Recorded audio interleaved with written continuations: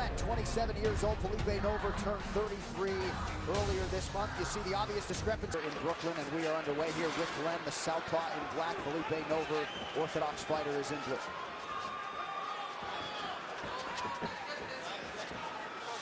Phillipe Nover, the Filipino-American, but born and raised right here in Brooklyn, New York.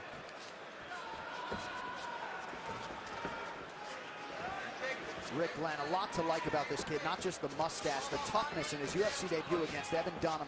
Replaced Abel Trujillo on short notice, had virtually no training camp, still fought a tough 15 minutes. Nover getting off early. Yeah, nice combination by Nover. Left hook followed by a right high kick. Glenn seemed to take it very well and also seemed comfortable. You know, he didn't really react too much to that good combination. Glenn looks very patient here, taking his time. Nice left over the top. Counter that right kick by Nover. And I'm sure he's got to be very happy, not just being in here a second time, but being in here with a full camp. And that is weight class. You know, he's a tall guy, you can see it. But in the last fight, he was just too small for Evan Dunham. You know, he seemed the same height, but the size difference was very obvious. You know, the fitness and the body mass difference between the two was very apparent. Also, huge disparity in experience. Yeah. You know, taking on a guy like Evan Dunham, who's fought the who's who in the lightweight division. Yeah, it's been around forever. Oh, beautiful high kick by Nover. Oh, nice counter left. Beautiful left by Glenn. He just ate that high kick. Yeah, it was nothing. Yeah, I was looking for him to wobble there, and nothing. Top guy. That head kick, a go-to weapon for Phillipe Nover. Nover's got some bleeding coming out of that left eye from that straight left. Already there it is again. Beautiful straight left. He's doing a really good job of actually foot placement. Look at the foot placement. As the southpaw fighter, he's making sure that his foot is on the outside of Nover. That way he's taking away Nover's jab, and also he can use all of his weapons. It's a very big key when you have a southpaw fighter versus a conventional fighter. You watch him, you can see him actually trying to maintain that foot placement. He's also making a long route if Nover wants to go for that right kick. Nover's doing a good job of actually circling away from the power of Glenn. 24th pro fight for Rick Glenn. John Anik absolutely thrilled tonight to be working with the great Joe. Lightweight Johnny Case back in 2010. Finally was able to leave his full-time job in the tire center at Costco when he got the call for this fight about 8 weeks ago. Wow.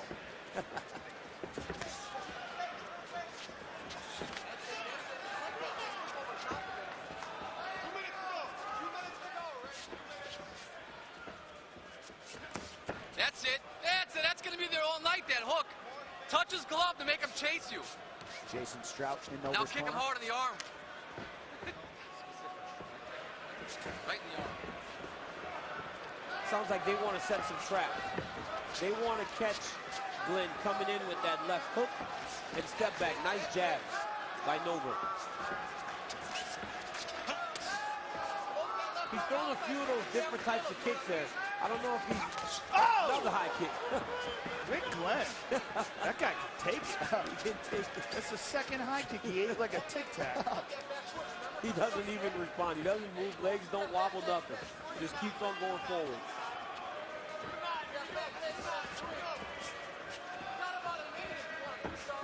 Phillipe Nover, as many of our fans know, as he eats the left hand there, still a practicing registered nurse. But a lifelong martial artist, started karate at 5 years old. And you can see it in his kicks. You know, you see the side kicks, you see the round back, you see the round back kicks. All of his kicks, you know, they're karate style kicks. Trying to really maintain the distance, you know. And that's the thing about karate. You know, a lot of times some guys tend to point fight. You know, they kick you and they hit you, but it doesn't really do the damage that a Muay Thai guy or somebody else would do. Yeah, the best guys have a combination of those things. Like when you look at a guy like Anderson. Anderson did a lot of the traditional kicks, like that front kick to the face that he landed on Vitor, but also had that strong Muay Thai base as well. Now we see Glenn here with the clinch. Final seconds here, round one. to finish this takedown at the end of the round is very big, and in a round that was pretty competitive. Right, gotta go. Staying in between the rounds is he's much faster than Rick Glenn. And his corner was basically saying, well, then do something about it. Nice job by the cut man, Scott Ream. Difficult location, as you mentioned, on that cut around the left eye of Phillipe Nover, who's going southpaw here. Already more active with his kicks, though. 2 already. Now, his corner says, touch his hands. Draw out his attack so that we can counter. They feel like they can actually counter Rick Glenn because of the speed difference that they feel, the speed advantage that they feel they have. It's interesting because Glenn clearly has the reach advantage. Nover has the speed advantage. Who gets there first?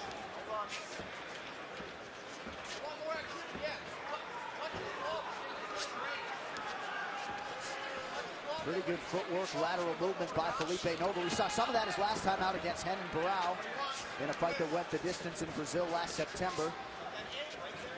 He's doing a good job of actually sliding just out of the way of the big damage. There goes that counter. Yep, those are those counters they were asking him for. But I mean, it's apparent. You see the difference in the speed whenever there's an exchange that actually lasts more than one punch.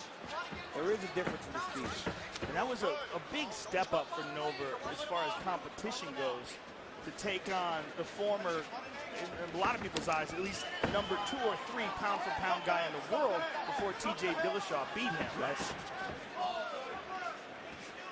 Glenn, certainly the greater knockout threat. 12 of his 18 career wins have come by knockout or TKO. He's doing a good job of actually moving forward, but his feet are very flat. You know, he's very flat-footed whenever he's trying to pursue Phillipe Nover. That's why he seems to be like a bit of a step behind on the long exchanges. But he's doing a good job. Mixing up his attack, going high, going low. Yeah, he's putting a lot of pressure on Nover here. It's a good kneaded body by Nover. Under 3 minutes here to go round 2.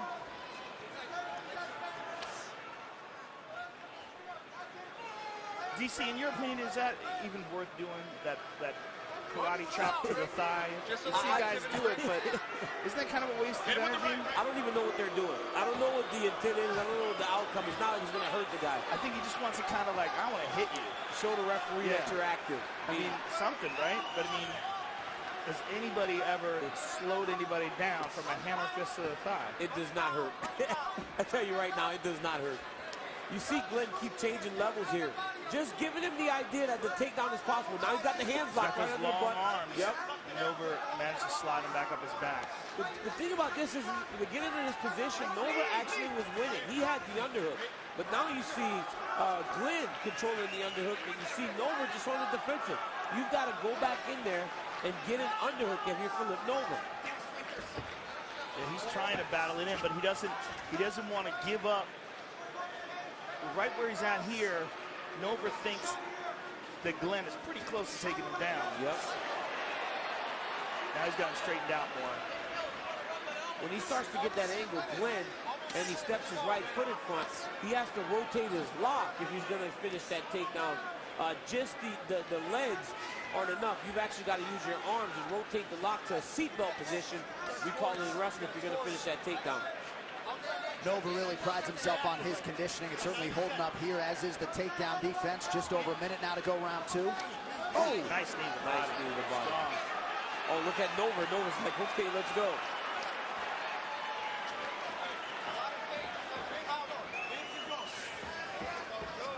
Glenn's landed several of those inside leg kicks in the southpaw stand, and Nover slides away from that last one.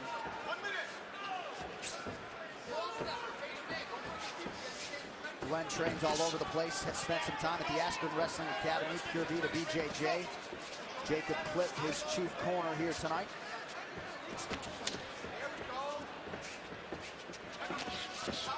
Nover with another straight left. Counter is there for Rick Glenn. Good job cutting off the octagon by Glenn as well. And that's what you have to do. If he was just following, Nover would actually get off very easy because of the difference in the speed. But because he's cutting him off, he's actually leading him where he wants him to go. Now watch Nover have to go back in the opposite direction into his power because Glenn is actually cutting him off when he's trying to evade him. Good knees to the body by Glenn and good control of the clinch. This is a good round for him. Another nice knee to the body.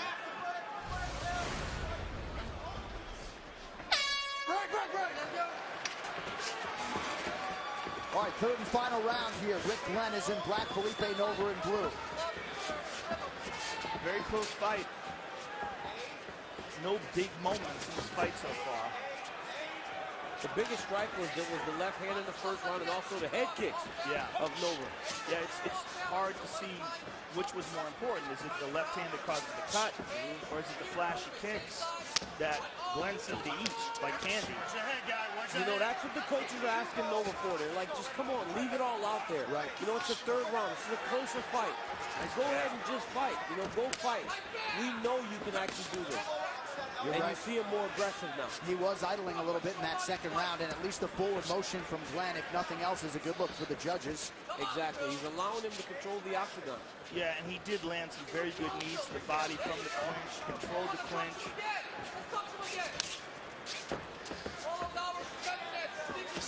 Nice jab again, yeah. Over and over, throwing that jab on the outside.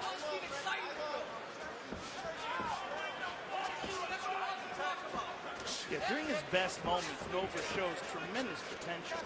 But for him, it's just been a matter of putting it all together. Under pressure. Pulling the trigger. Yeah, there's a nice inside leg kick again by Glenn. That jab is starting to land, starting to stick. Yeah, he's got some good distance with that, too. For being a shorter guy, definitely. Nover did put it together outside the UFC. He was out of the UFC from 2010 to 2015, went 5-2 between UFC appearances. Still trying to get on track here, though, in the second UFC step. Nice move away, spinning back fist. He's starting to feel good. Look at him. Oh, left hook. And you see Glenn now want to initiate the clinch. He feels Nover starting to find himself. Nover once again doing a nice job posting to stay upright as we go under 3 minutes now to go here in this one. We're back in this seatbelt position. Whenever you take your right hand all the way across the back, or if you're on the left side, you take your left hand all the way across the back to the opposite side. It allows you to control your opponent on both sides of his body. So your hands are controlling him on the opposite side, your body's controlling them on the side that you're on. Easier to take people down in those instances, especially for a high-level wrestler. Very good takedown defense so far by Nover. You consider the amount of effort that Glenn has been putting into these attempts. There's a nice knee to the body by Glenn. Unofficially, Glenn 0 for 4 on his takedown attempts thus far. But it almost feels like he has to. He has to get back to this wrestling now because Nover was actually starting to find his range and starting to really let all of his techniques go on the feet. But Travis Brown has really changed that position, hasn't he? It's scary though. Yeah. Before you felt comfortable being in there on a shot. But after watching what Travis did and multiple other guys now, you got to be very careful when you're down on a single leg or a double leg with your head on the inside. Guys have done it, but I don't think anybody's done it as good as Travis. But Joe, that was safe before. You know, your head was on the inside. You didn't have to worry about the guillotine. You were safe. You know, you can hold guys there. But now with those elbows, you got to be very careful. Yeah, Travis knocking out Gonzaga and Josh Barnett with that. I mean, knocking them dead. I mean, so impressive. And we know how tough Josh Barnett is. Yeah. Well, Travis just throws him with such fury. And he's so tall and long from that position. Glenn is putting a lot of effort. Into these takedowns. Significant strikes tell the story in round 2. Advantage Rick Glenn pretty close here in round 3. Of course, you can see Travis Brown next Sunday night in the main event against Derek the Black Beast Lewis right here on FS1. Just over a minute now to go here, third and final round. Beautiful jab. I like how he hides it too. Moves that arm around like a snake. Got a very educated left hand. Yeah, he's throwing those feints. He's moving those feints. And nice left hook right there. He's just using his face to really extend his lift. What's amazing is the ability that Glenn has to absorb punishment. It's almost like they're not really hitting. So when they're at range now in this run, you have seen Nover actually have the advantage. But when your back is against the side of the octagon for these extended periods of time, when the referee is judging, they got to say, well, Rick Glenn is in control. Yeah, he's going old school Marco Ruas. The stomps. Let's go, guys, work.